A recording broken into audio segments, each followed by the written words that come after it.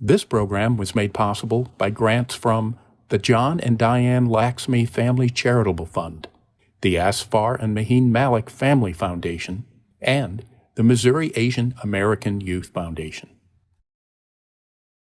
Whenever there's painful things, the first human response is to deny it. We go into denial.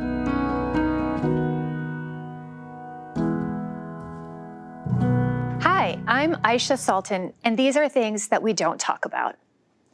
Masuma is a 60-year-old grandmother who grew up in a traditional and religious family. Secrets were buried deep in that family. Her childhood was marked by a traumatic event that would shape her life for decades to come. At the young age of 8, Masuma was sexually abused by a family member. The abuse left her paralyzed with shame and fear. She felt trapped, unable to confide in anyone. The perpetrator threatened her into silence, and Masuma carried the burden alone. For many years, she completely blocked it out. Then, as she entered adulthood, the trauma started to haunt her. She struggled with intimacy and being able to trust others. She often pushed people away. Sometimes she had nightmares and flashbacks and bouts of depression and anxiety. She developed high blood pressure, heart palpitations, and some chronic pain. I'm joined by psychiatrists Dr. Angela Lin and Dr. Shahbaz Khan to help us understand more about Masuma's hypothetical situation. How can a sexual abuse incident from so long ago, decades ago, have an impact on our life later? It remains with you as part of you, right? So doesn't matter. Time is relative because one day or 10 years depends on how did you process, what was the intensity, how did it impact you, where you were at that time. So that is what defines how it impacts people. So 8 years ago or 10 years ago, that's why it remains with you. It's basically how if you have an opportunity to process it after something like that happens to you, about the impact that it has. Dr. Lin? In the story, the index event that she experienced was when she was quite young. Mm-hmm. We know that early trauma that often comes with other traumas, including in her case, the forced silence afterwards, literally changes brain development so that the parts of your brain that process fear and anger, for example, are structurally different than they would have been if you had a totally trauma-free childhood. Those patterns, obviously, once your brain has developed to a certain extent in adulthood, you can't actually undo that part. When people experience trauma in adulthood, you can still get that effect of this is how the brain activates. These are the patterns that come up when you are in a certain situation, and you can get that kind of flashback or nightmare. But the underlying structure isn't as different as it is for those people who experience trauma very early on. Is it possible to heal from trauma that was so long ago later on in life? Yes, there is always, because we have to be optimistic, but we have to be at the same time practical. Let me touch on what Lin just said in regards to the development of the brain. So from a little different perspective, dynamically speaking, your childhood, who we are today, who you are, who Lin is as a result of where we have been, what we have dealt with, how did we cope with it? Mm-hmm. And as a result, we view ourselves and we view the world around us, mm-hmm. right?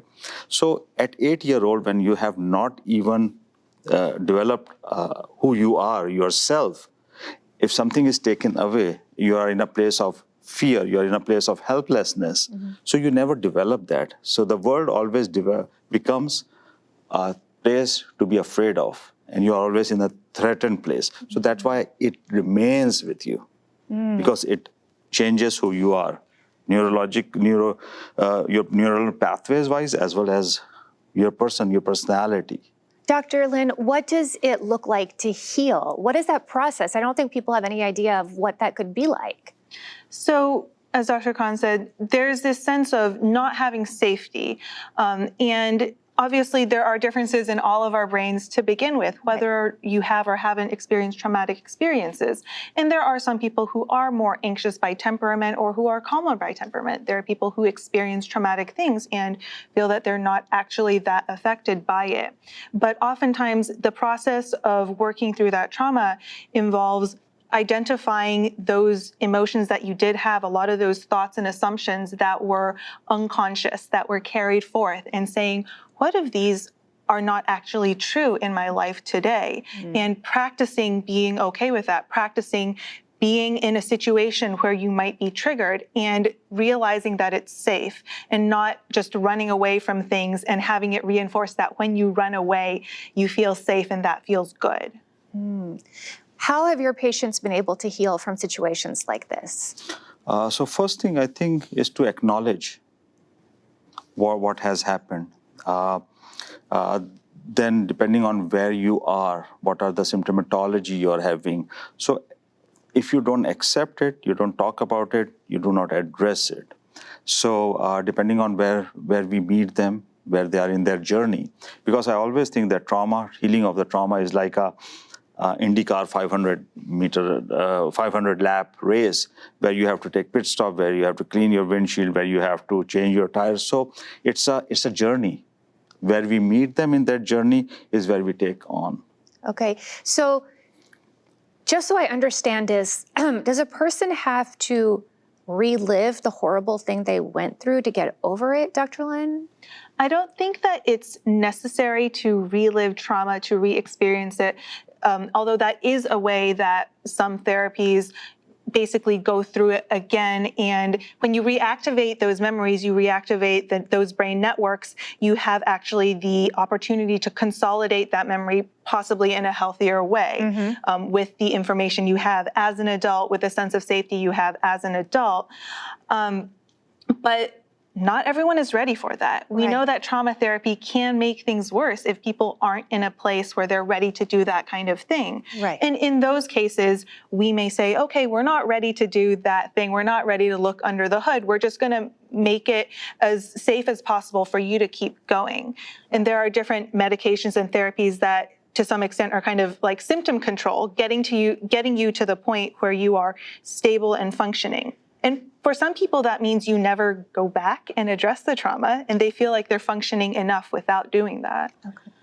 As we were talking earlier, trauma is about shattering your security, and you are in a helpless place. The core is that you did not have the voice or a choice, and you are in a helpless place, right? So whenever you're going to pull that Band-Aid, is going to hurt, right? I keep saying that. So you have to, first of all, be tender about it. Maybe you use little anesthetic in the sense that you use your skills, you develop your skills before you touch it, right? So are you in a safe place? Are you able to converse about it? Do you have the skills so that if all the memories flood in, are you able to deal with it? Do you have the support system around you? And then you dive into it. What is it like for people if they confide in a family member and the family member doesn't believe them, or some people in the community? And how common is that? I think very common. Again, depending on the person you're confiding in, community you are in, because when you confide, I have to be comfortable to let you in. If I myself am in a place of shame, guilt, I'm unable to deal with it, the thing happens is that I'll defend myself and I'll minimize it. I'll try to put it back on you, or because now I'm afraid, I'm anxious about your trauma. Interesting. So who you confide, how you confide is very important. Dr. Lin, tell me about the response and how that can be an additional trauma if it's not supportive. Certainly, telling someone about a trauma that you've experienced is a big deal. It takes a lot of bravery and a lot of courage to work up to that point. And having that trauma then dismissed or minimized can be re-traumatizing, and it can keep people from seeking out help. It can cause people to think maybe it's a me problem, maybe I'm making too big of a deal out of it, and I just need to deal with this some different way. I think that in communities that don't talk about mental health issues generally, a lot of people probably don't have the bandwidth and the emotional language, the emotional capacity to be a good support, unfortunately, because there's kind of the assumption of, well, everyone deals with problems on their own. That's what you're supposed to do. And that can make it really hard for people to seek help, even in those beginning stages of telling someone that you should be able to trust. Well, and I love the message that you guys are saying is that you can find other places that are safer. Right. And whether that's in a therapist office or in a psychiatrist office or with people who are more conversant about these issues, you can start there, and then they can help you figure out a way to confide in someone else that you want to tell that might feel safer to you. Now, why is this topic so hard for certain communities to address? Different reasons. I think I can talk in regards to shame again. Okay. Right. There is community shame sometimes, and then the person, right? So when you're dealing with shame, you're not dealing with the behavior, because if you are ashamed, you're internalizing it, and then it becomes a bad feeling for you. You as a bad person, somehow part of it. So that when you have that feeling, what it does, it shrinks you. It makes you smaller. You are in a box. You don't want to occupy space. You want to disappear. So as a result, the behavior or the incident or the things don't change. It just remains with you. So that is one thing that I think by talking, by distancing, by finding the right support system, because I think that's what, instead of internalizing the shame, it is what has happened. The incident, you're not to be blamed in any way or form, right? So that has to be, education has to be provided at the community level, at the individual level, how to empower. So, Dr. Lin, why in certain communities is there the impulse to just want to blame the person who was hurt rather than hold the person accountable who hurt somebody else? I think that oftentimes, unfortunately, the victims are people who were powerless to begin with. Mm-hmm. And there is a sense of, well, do we push this person under the rug, or do we consider upending our entire community structure and say that this person and their actions aren't okay, and possibly we've been doing everything wrong for 20 years? One of these is much, much easier. Right. And it's not just the structure of the community as it functions currently. There's a whole long history of what was considered normal. And unfortunately, for so much of history, women were devalued. Women's pain was incidental, and that's not the story that people wanted to tell. That's not the structure that communities were built around. That's such a good point, that the fact that for a long period of history, men could do with women what they wanted with impunity. And I mean, marital rape wasn't even considered a crime for a very, very long time. And a very small percentage of cases involving sexual abuse actually end up in any kind of conviction. Can you talk about why, even if you don't want to press charges, especially if you feel like it would upset your family too much or it would break apart your family to bring up something like that, how you can still heal without the perpetrator ever facing a real consequence? I think the core is in the responsibility. We have some misunderstanding about responsibility. For example, if I am mean to you or I have an indecent word, that is my action. As a result, if you say something, that is your action, right? And vice versa. I cannot blame the action that I have on somebody else. So the person has to remember the responsibility. It is not their responsibility for the action that has happened. So you have to shift the responsibility where it belongs. Okay. So we have to heal for ourselves, right? Okay. So again, if I'll give you the example of if we want to heal for ourselves as compared to a punishment to something else, although it is a part of the healing process. But when we do that, what we do is that we give our power to somebody else. Oh, interesting. Because my healing is dependent on something like that to happen to somebody else. So, for example, when you sit in a roller coaster, you are in for the ride, you have lost control. So once we give that control to somebody else, we are at their mercy. So we have to take control. We are going to do healing for ourselves. And that's... Dr. Lin, can you speak to that too?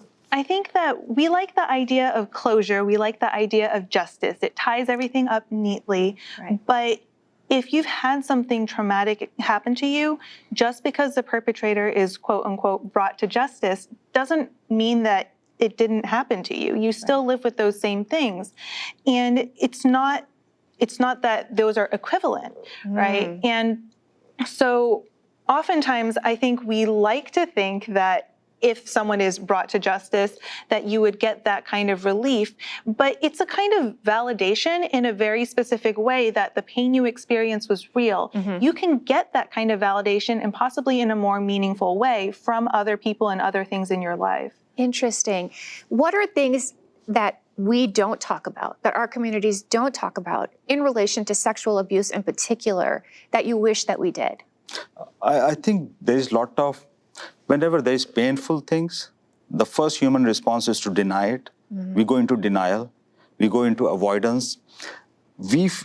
As people, we like a status quo in general, right? We don't want to rock the boat, right? So when things are going in a particular manner, again, it comes from your own insecurities, right? So that you want to leave things as it is. So something that can be avoided, that can be pushed under the rug. And that's the way I think our first responses are. Because we ourselves are traumatized in some way or form. We don't know the skills, we don't know the lingo, we don't know what to do about it. So once we are in that place, we rather avoid it and not talk about it. And I think that's what happens in communities that are not well informed. And don't have a language around talking about it. Right. And might have a culture of shame around it. Right. And might have religious beliefs around talking about certain things that make it more difficult to have those conversations. Exactly. And certain cultures have these false narratives that have been developed in a sense that what is the meaning of abuse, a sexual abuse? Can you talk about that a little bit? What are the false narratives that you've heard or that you've witnessed? So again, as Lin was saying before, the blame somehow has shifted to the victim, especially when it is a female. Right? And that's totally not what should happen. Exactly. It's never the victim's fault. Exactly. In cultures, in my culture, I would say that when an incident like that has happened, there is then a stigma attached to that person. Can they have a meaningful relationship? Can they get married? Can they have family? Are they in some way damaged? Right. So all the responsibility and baggage has been shifted to the victim, who is not ashamed. It is the right. So that also plays a role in how we deal with it. It also plays a role how it affects the individual, especially in the case of females. Right. I think specifically, too, in the case of communities that are in the U.S., I have certainly heard sometimes, not just around this topic, but around others as well, that sometimes there's an accusation of people becoming too white. You care too much about this thing. Why are you acting like a white person, basically? Why are you talking about these things that never were a problem before? Like, that's normal for us. They can have a different normal. Our normal is this. We don't call it that. We don't call it this. And how do you confront that? How do we dismantle that? I think honestly, it's very, very difficult to say, especially to people who were victims, that you should go change your community from the inside out. Right. And oftentimes the solution ends up being, well, you make your own community. You have to actually leave. But it's really hard for people to do that when there are other things about being in that community that are safe and that are supportive. Right. Dr. Khan, how do we change our community to be able to not blame the victim, not stigmatize victims, and be able to talk about this in a way that's more healing, restorative? So I think it has to happen at multiple levels, right? So from the individual to the community has to be educated. Those false narratives have to be challenged. Okay. Right. And that person, people in general, women have to be empowered. Okay. Right. So level of education right? And then when you talk, you take that shame out of it. Okay. Right? So the guilt-ridden communities or shame-ridden communities, right? So we have to address that at a much deeper level. Do you think that this type of thing happens just as much in Asian American communities, in very religious communities, as it does in secular communities or non-Asian communities? I don't know the exact answer, statistically speaking, but I feel that it happens more in maybe Asian communities or communities of subcontinent. I think that I think it's very difficult to find out the answers to these things because these are the kinds of questions that people don't answer honestly, or they don't understand them fully because they are interpreting things from the lens of what is normal. And sometimes part of what is normal is some degree of coercion, control, abuse. I think that in communities where women don't have as much agency for whatever reason, whether that's because they're not allowed to be as educated or they're not allowed to hold jobs, or even just that there is such a strong concept of the woman is the homemaker and anything else she does beyond that is not just devalued, but actively wrong. Like men being told, why don't you control your wife? Why don't you do this? Why are you letting her do that? I think in any of these communities, it becomes very difficult for women to be seen as equals in any way. You know, that separate but equal is not a thing. You cannot be totally held to a different standard and treated the same as a man in that sense. So maybe in some of these communities, if we work on changing the power structures within our communities where women have more leadership roles, have an active voice that they're listened to, then it encourages a gradual shift in conversations like this also. Definitely. Right? Again, empowerment of the person. Right. And that's what it is, either through education, socioeconomically, as Lin mentioned, financially, the responsibilities, because there is a lot of role assignments, right? Right. People get assigned to certain roles. Right. And so what should you do if you try to confide in someone and they don't believe you, or they dismiss it, or they just ignore it even? How should a person respond, and how do they get better help somewhere else? I think as humans, we know where we are safe. Right? It's a gut feeling. So where they feel safe, or start with a professional, go to therapy. Okay. Dr. Lin? I think one of the problems with society as a whole is that we often put the burden on the victim to educate others and to explain things, and you should be standing up for other people too who go through the same things. And where is that support from outside? Unfortunately, I think when you're in that position of you are a victim, you're powerless, you don't have support in your community, you may have to turn to people that are outside, people that you know are safe, and start looking for those supports externally. I don't think it's the obligation of each person who's gone through traumatic things to fix their community as a whole. That's not fair. That's something that every member in the community should be wanting and working towards to make a better environment. That's a great point. It's not the responsibility of the victim to fix or change their community. Can you guys end with a story of hope of someone you might know or you might have treated who experienced some kind of sexual trauma and has been able to heal from that? I saw a person years ago at the window of the Starbucks. Somehow that face I remembered. I don't know why. And that person, I saw them at an eating disorder clinic that I was running at that time. For some reason, so I remembered her. And she was going through multiple things, multiple issues she was addressing. And one of them was trauma, because the eating disorder was the expression of trauma. And not only she healed, then about 6 months ago, I got this letter. She's a therapist. Wow. In the city, at a well-reputable eating disorder clinic. She had done her bachelor's, and she thanked, and so she is an empowered, functioning, who has kind of And I feel that's a story, and that's a story of hope. And that happens all the time. We sometimes don't follow up on that. Yeah. One thing people worry about is if I tell a therapist or a psychiatrist something like this that's happened to me, are the police somehow going to get involved? Dr. Lin?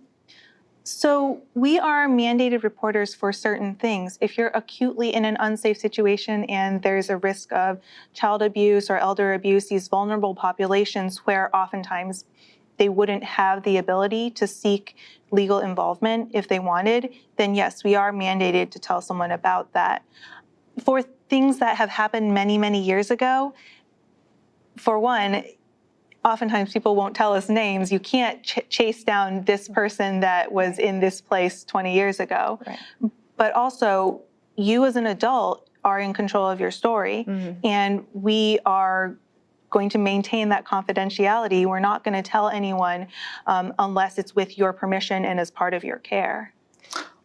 Exactly as Lin said, it's a confidentiality. Everything that you say is within me, unless I'm summoned by court. Or as Lin said, that unless there is an imminent risk of harm to somebody, themselves, child, then it is a reportable or addressable. But something that happened in the past, that's not something that we automatically tell anybody or will involve police in any way or form. So you should be safe. You're okay talking. I think what's so powerful is to know that you can heal, you can get better, and you can use your life experience, even painful life experience, to help others, which is exactly the incident of the story that you talked about. Thank you so much for coming on to talk about this issue that we don't talk about. Because we ourselves are traumatized in some way or form. We don't know the skills, we don't know the lingo, we don't know what to do about it. So once we are in that place, we rather avoid it and not talk about it. And I think that's what happens in communities that are not well informed.